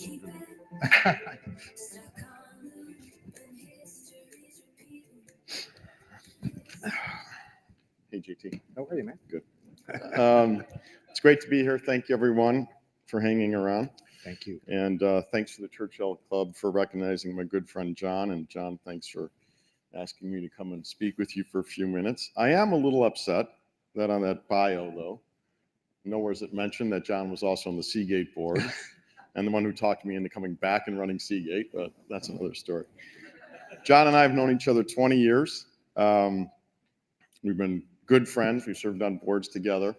And to test his true leadership skills, he's also the godfather of our youngest, who 10 years from now is going to test all of his competencies to the greatest degree. But John and I have spoken a lot about leadership over the years. We were on the search committee together, and obviously in the context of that task, we had to think a lot about leadership. And John, let's just talk to begin a little bit about your life in the context of leaders are born or leaders are made. Tell us a little about young John Thompson. Was he a born leader or was he a to-be-made leader? To be determined. Well, I grew up in West Palm Beach, Florida, and notice the emphasis was on West Palm Beach, not Palm Beach. And it was in the 1950s and 60s, and so it was a very different world than the world we live in today. My father was a Army guy, Army and Air Force, ironically enough, who after that joined the Postal Service. And he was the first African-American letter carrier in Palm Beach County. But more importantly, he was a workaholic because when he would come home from delivering mail after getting up at 4:30 in the morning to go start the day, he would then either trim the hedges, cut the yard, or in many instances, build duplexes. And he literally built from his own little money that he saved a half dozen or so little duplex apartments that he would rent to people throughout the community. And so the one thing that came from my father was this notion that hard work is what you do. You have to stay focused on executing if you want to move whatever your agenda is. And in that particular case, his agenda was all about economics for our family, quite frankly. In my mother's case, she was a school teacher. And she had a very simple view about life, which I, to this day, still subscribe to, which is life is about lifelong learning. And her notion was that you should be positioned where every day you learn something different. So that's why now, some 47 years into my career in tech, I'm in chapter 4 of my career, where I'm actually a venture capitalist, as opposed to an operator, if you will. And all of that came from, candidly, my parents, who were, in fact, the motivators and the incentives for me to go and do the best I could, whatever that was. I can remember saying to my mom, gee, I don't know that I really want to do that. And she says, yes, you do. You just haven't figured it out yet. And there were any number of occasions over the course of that period of time from 1949 to '66 when I graduated from high school, where the two of them would share with me every day something for me to think about. Yeah, interesting time frame. I wanted to talk about that. 49 to 66. Really, your formative years were a time of amazing change in America, hopes and dreams that were, I think, articulated and challenged in ways that they hadn't been, other than the massive effort of World War II. Any leaders that stand out in your mind from that time that even as a child resonated in terms of giving you hope, giving you inspiration, and thinking, well, one day if I could be like that? Well, obviously, the one person who will always stand out for any African American from that era would be Martin Luther King. But more importantly, my mom grew up in a little town in Beachton, Georgia. It was about 35 miles from Tallahassee, where she went to college. And ironically enough, I would go every summer and spend the summer with my great-grandmother there in Beachton, while my mother would go to graduate school at Florida A&M. And my family was a very religious family, and I met this wonderful, wonderful young minister at a church in Beachton, Georgia, who ultimately became the sidekick to guess who? Wow. And Fantastic. lo and behold, over the years, while I haven't maintained the relationship in the last 10 or 15 years, but for many, many years, from the time I met him to the time he became Martin Luther King's sidekick, we would communicate back and forth. So it was an interesting period. Yeah, life throws these things in front of you, and a lot of it is luck. We've mentioned it a bunch tonight that you have to be open to see the luck. But that's right. What about arc of your career? Maybe just give the folks a bit of an understanding of when you entered tech. And I think we were talking before. There is this time that when you kind of later on become dinosaurs like John and I, and people call you great leaders, that you look back and you kind of think, when did that transition happen, that maybe that seemed like it was a possibility, because going into it, most of us never thought that. For you, obviously you had a stellar career at IBM, and at some point it was clear that you were something special, and IBM recognized that. When did that hit you, and how did that feel, and how did it happen? Well, I think the first big aha moment for me happened shortly after I joined the company, where a customer who was not my customer, but I was on a call with a fellow rep, said, "Don't ever bring him back here again." And the reason he didn't want me there ever again was because of the color of my skin. And the big fear I had at that time, as I turned to the branch manager and said, "Look, I've got to feed my family based upon selling stuff to small businesses like this. And if I can't feed my family, then I don't know that I need this job." Well, I literally got accelerated in my career within days, where I went from the typical, you sell new accounts to mid-size accounts to large accounts. I went immediately to selling to large accounts. And in a very short period of time, I went from selling to large accounts to a regional staff job, which I just didn't envision. But the real moment for me was the realization that I don't fit in here. I had been there for about 5 or 6 years, and I didn't look like any other IBM in the office. And it had nothing to do with the color of my skin. It had everything to do with my two sister suits, Polly and Esther. And the fact that I just didn't believe in the culture of IBM. The blue suit, white shirt, wingtip shoes, I just did not believe in that.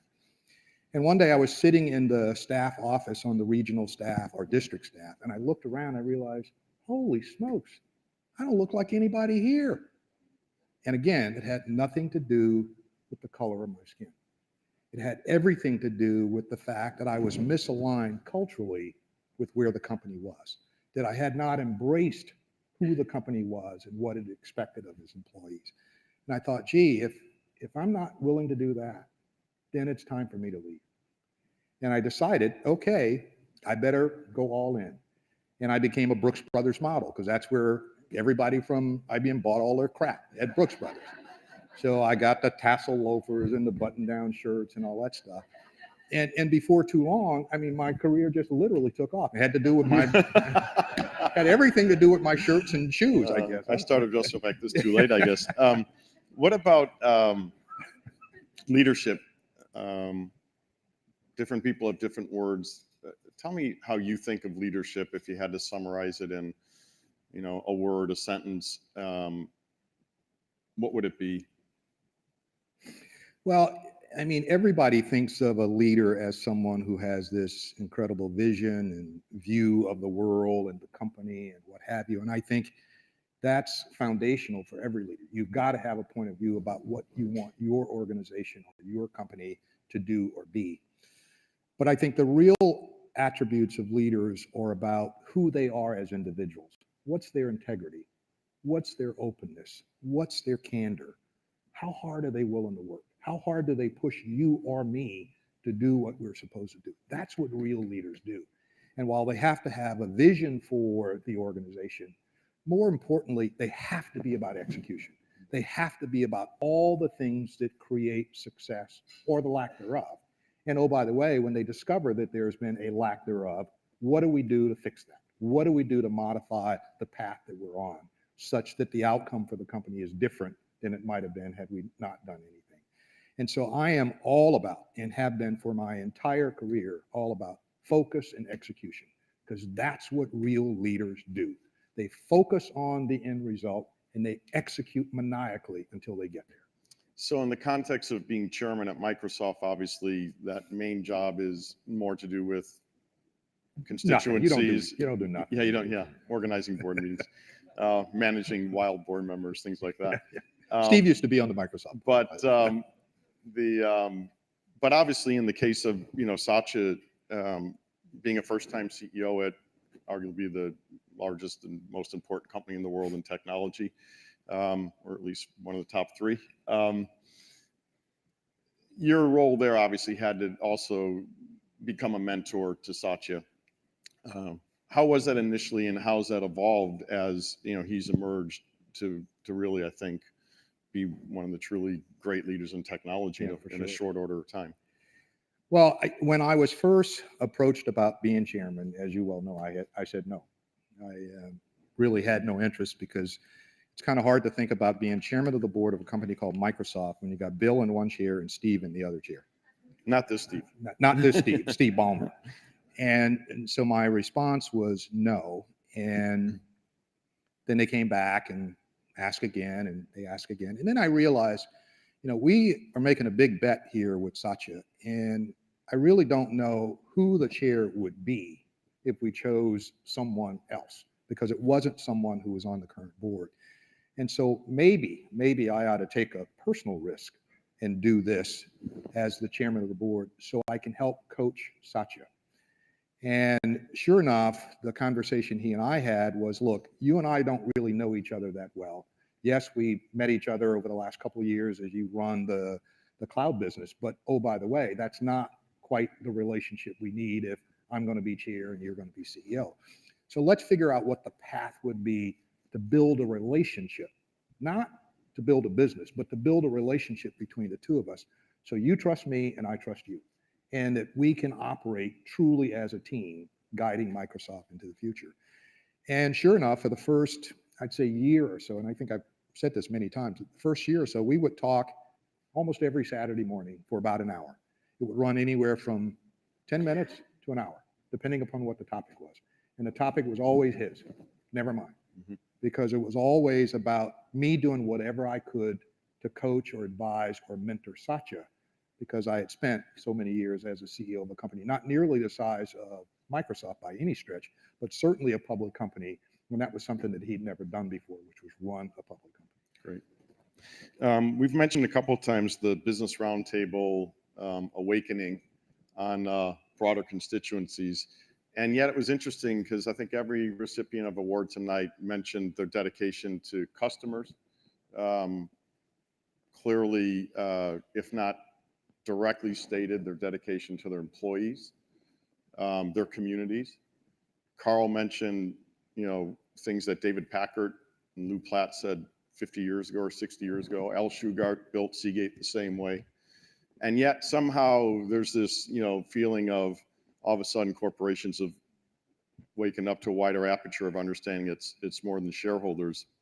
And in the same time, we've had a fairly significant backlash against technology. How do you perceive the responsibilities? Do you think tech maybe is different than some of the other corporations that seem to now be including this, or do you think it's just perception? And then I have a couple follow-on questions. But first, let's start with the basic one of, do you really think anything has changed, or? Well, many things have changed. I mean, if you think about it, we use more technology today than ever before in our lives. And it's every minute of our lives almost, because of this mobile device thing that has become so relevant. And from that has spawned many, many, many applications, and therefore it's created more and more data or content. And that content is what has become critical to every organization on the planet, regardless of whether or not you're Facebook or Google, or if you're, candidly, Lightspeed, because it's your insights from that data that will allow you to drive something different or something new. My sense is that the industry is going to go through some regulatory change. You cannot have as much data content, as much privacy issues, as many security issues without the industry being advised on how it should behave and how it should manage itself. My fear, however, is that the pendulum will swing too far to the right or left from where we are today. And that would be devastating in the face of China with 50,000 engineers produced per year per college, or out of every college, and the US 50,000, China 1 million. So if you believe that that ratio is going to maintain for many, many years to come, boy, we're in tough shape if we do too far in terms of leaning right or left on regulatory oversight, because that's not what China's going to do, that's for sure. Yeah, and I think it's interesting when you look at the leadership position that Microsoft has taken on really 4 significant vectors, right? I mean, there's Satya, who clearly has been vocal about this. Brad Smith, who I think is coming here next week, has been, I think, one of the real thought leaders on personal privacy. Bill, of course, in Bill's blogs, he talks about machine learning and the responsibilities of privacy, and obviously you as chairman.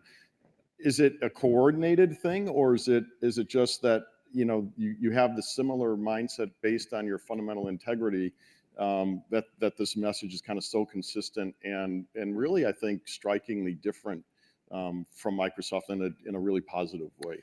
Well, I think what is very true about Microsoft is it is an enterprise software company. It's not a consumer software company. And while we have a wonderful search business that generates great profit for the company, and we have an interesting gaming business that generates great revenue and great profit for the company, in the scheme of things, they are probably 10, 20% of the company's revenue. And therefore, the balance of it comes from large enterprises. Success with large enterprise customers from the many years I've been in this business is all about, 1, a relationship, and 2, a sense of trust and integrity. Mm-hmm. And if you don't do things with your products that they trust or that they feel they can trust, that is not in your best interest. And I think Microsoft got lucky, quite frankly, because they did not have the degree of success that they wanted in the consumer space. And had they been in the consumer space, they might be making some of the same silly mistakes that some of the current incumbents are making today. And that would be catastrophic for the company. One last question, John. What would be a challenge that you would leave to the audience tonight in terms of some of these things you mentioned, in terms of the impact technology is having on us, weaving in some of the things that Carl's talked about in terms of what is a community and what is a community supposed to do together to solve problems, and from the younger entrepreneurs, if I can characterize that way, just the excitement and enthusiasm. And by the way, Slack and Zoom, and I'm not excluding Peloton for any other reason, but Slack and Zoom just, to me, like life-changing products. Like, what would your challenge be to, and so is Peloton, by the way. My wife, though, wants to get rid of my bike because she wants the running machine thing. So it's like, it's a battle at home. which obviously she'll win. But what would be the one challenge you'd leave? Well, I think all of us as leaders have to have a sense of confidence in ourselves, but it should not be visible to the rest of the world because it looks, if you're not careful, like arrogance.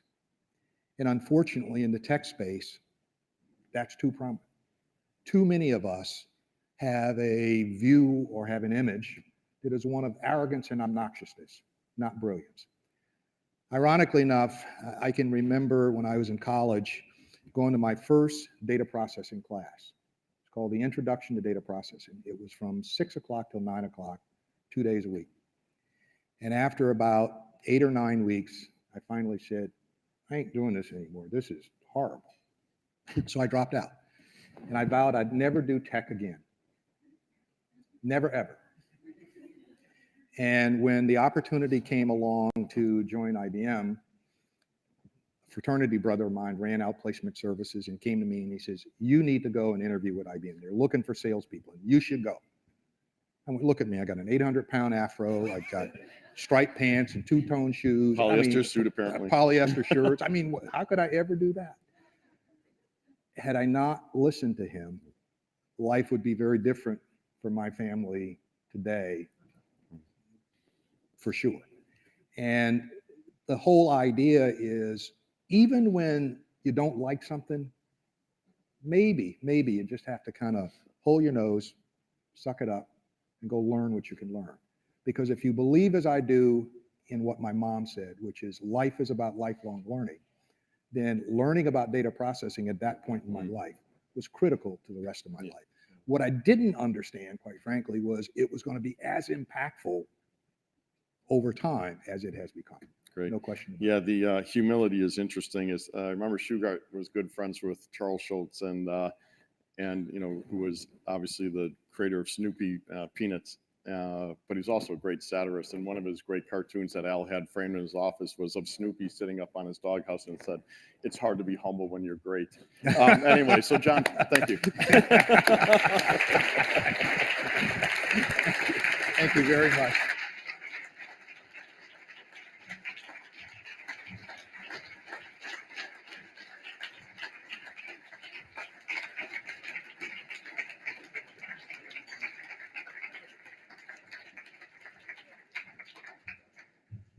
Wow, what a high note on so many levels. Such a well done, well handled interview, Steve and John. You really graced us and inspired us with your presence tonight, leaving us all on a high and inspired note.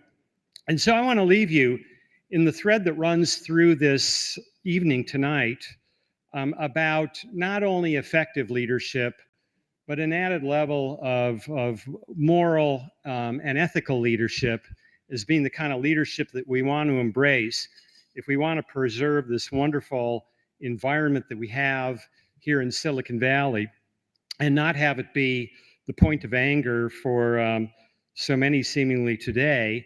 You know, we really have to all rise to the occasion and rise to our better angels. And what a great set of award winners tonight who inspired us to do that. And so I leave you with a parting thought. This one from the late Steve Jobs, given during his 2005 Stanford commencement speech. Many of you are familiar with that. It's only been downloaded about 90 million times. But just a couple of paragraphs. Quote, "For the past 33 years, I have looked in the mirror every morning and asked myself, if today were the last day of my life, would I want to do what I'm about to do today? And whenever the answer's been no, for too many days in a row, I know things need to change. Because almost everything, all external expectations, all pride, all fear of embarrassment or failure, these things just fall away in the face of death, leaving only what is truly important. There is no reason not to follow your heart." Thank you and good night.